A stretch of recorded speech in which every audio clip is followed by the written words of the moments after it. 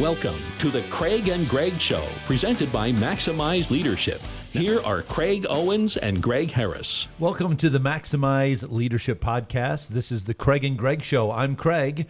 This is Greg. We are passionate about helping you grow as a leader.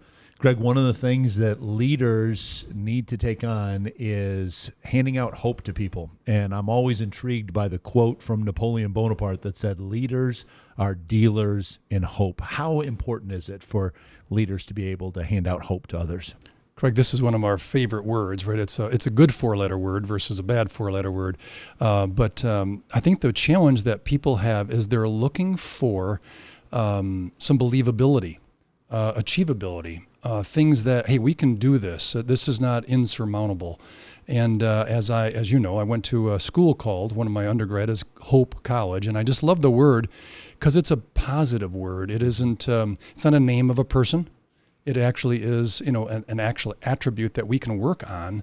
And it's very difficult to find in people if you'd end up just settling to, hey, I'll hang out with my so-and-so buddy that I've known for 20 years, but Sure. There's lacking that little electricity of hope.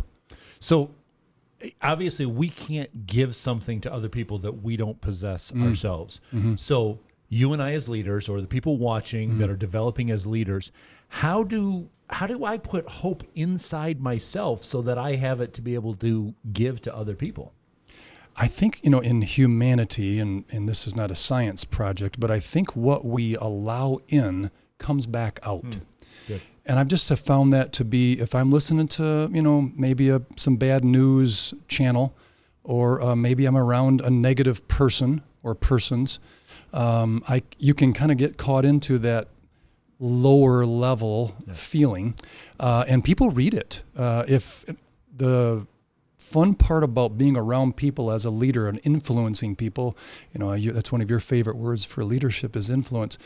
They're going to recognize, hey, Craig, something wrong, something off. If they learn to expect hope from us, that's the draw for them to continue to be with us in the trenches, fighting the good fight for the right reasons. Sure. Now, retreat, I think sometimes it can have a negative connotation, like, run away. But isn't it important for a leader to retreat momentarily so that they have something to come back and give to everybody else around them? I mean, obviously the example we would have as the ultimate leader example would be Jesus Christ. Right. And I'm fascinated when you look at the Bible, and I'm not the expert, you are, but the 3 years that he really had ministry, it was after he was 30. Mm-hmm. So it was almost like he was preparing for leadership. He wasn't automatically a leader, right, which kind of helps people to. I wasn't born with a great, culture or a great family, or I didn't go to Harvard, or my parents aren't millionaires.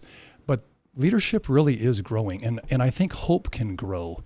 I think the challenge with hope for me, talking about inside, I think there's a place for health when you're talking hope. Yeah. If you're unhealthy, it's very difficult to transfer hope to others around you, which is our obligation as a leader, right? Sure.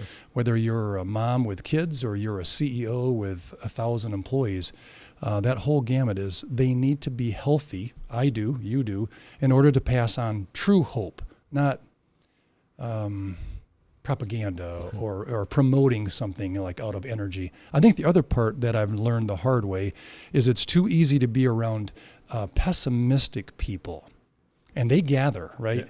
Yeah. It's like carrying birds looking for something. They all hang around, but it's still no good. It's a dead animal on the side of the road. And I think for pessimistic, it's just very catchy to get stuck in the gossip of it, the negative of it.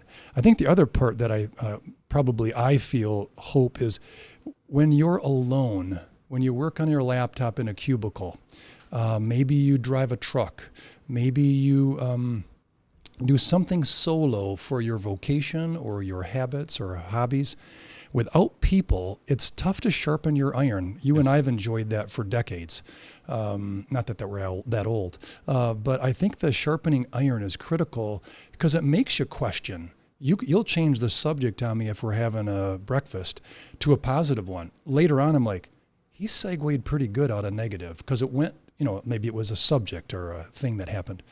I think the other part that is really important is to be enthusiastic. It's very drawing. So the HOPE acronym is health. The O would be the optimism. The third one would be people, and then enthusiasm. You have to be able to express it to draw people into your hope. Yes. I find it very ironic, and you shared a story with me once before about somebody kind of gauging their level of success based on Facebook. But you said social, like, you can be a hope-filled by yourself, but what good is that? You got to be around other people. But you also talked about somebody being solo in their cubicle or just on their computer. I find it ironic that psychologists tell us that the more time that people spend on social media, the more depressed that they become as a result of that. So the fact that you've got 800 friends on Facebook doesn't really mean that you're going to be a hope-filled person. No, and I think the part about social media, which is sort of an oxymoron, is the social media allows the freedom relentlessly of comparing. And it depletes hope. Absolutely. I don't look like that. I'll never have a car like that. I didn't have a vacation like that. Yeah. Wow. Amazing. That car, I'll never look like that person. And I think that's the challenge with hope. It just knocks down on the esteem. And if you do have knocked down self-esteem, the challenge for us is how do we get that back up so that we can be hope dealers? You have to pronunciate that, not dope dealers, hope dealers. Right. But I think that's really, so I'm going to tell you the Facebook joke for the folks who are listening. So person that I worked with were in the lunchroom, and I overheard them speaking to another person. I got 800 last night, and I'm thinking, oh, it's winter. Maybe they were bowling. So I just butted in, my mistake. And I said, I didn't know you were a bowler. That 800 is a pretty good 3-game score. She looked at me like this. It's Facebook, friends. I felt about that big. But it caught me a chuckle when I went back down the hall. I can't even keep my 3 buddies like you happy on a regular basis, much less worry about having 800. Yeah. And that's almost a false sense of approval, a false sense of network, a false sense of influence. So I think that's really a challenge. There's a really cool quote. I'm going to read it really so I don't mess it up. Desmond Tutu.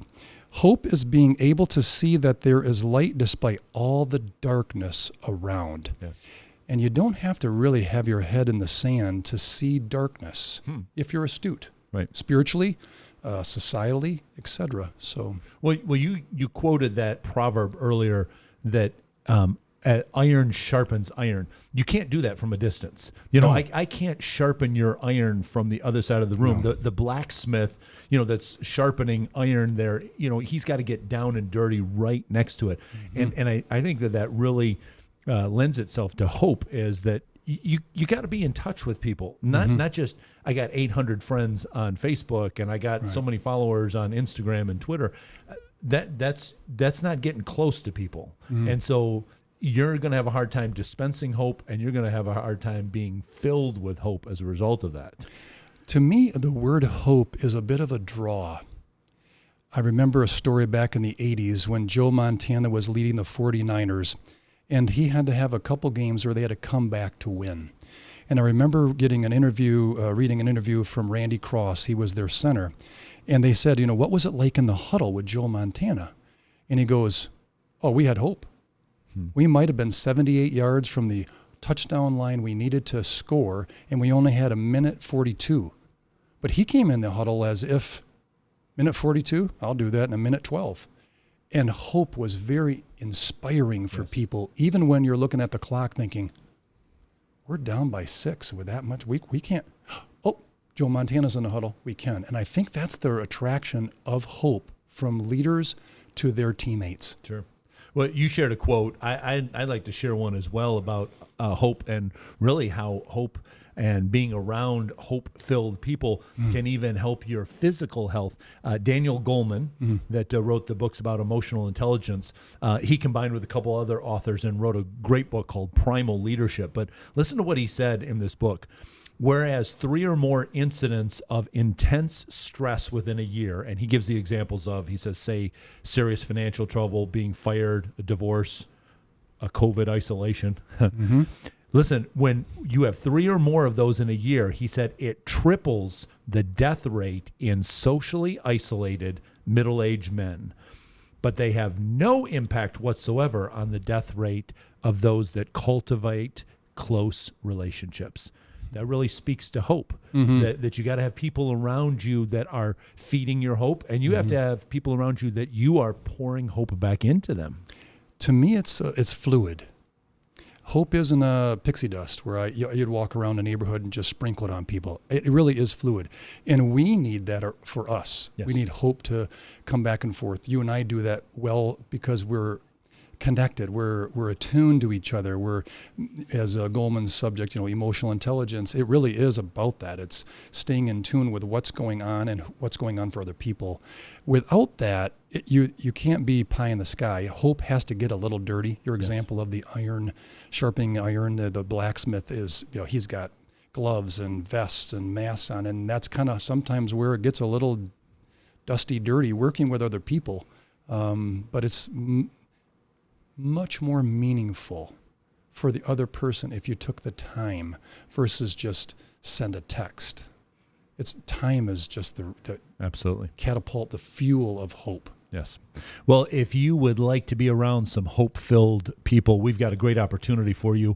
We are forming now our next coaching huddles, and Greg and I will be a part of that, as well as some other emerging leaders, and we'll have regular opportunities to interact with each other. So if you will go to maximizeleadership.com, you can find the form on there that you can fill out and get more information about our next coaching huddle that is coming up. We'd also like to be able to dialogue with you and maybe help you with some topics on leadership that you're interested in hearing about, or answering questions that you have.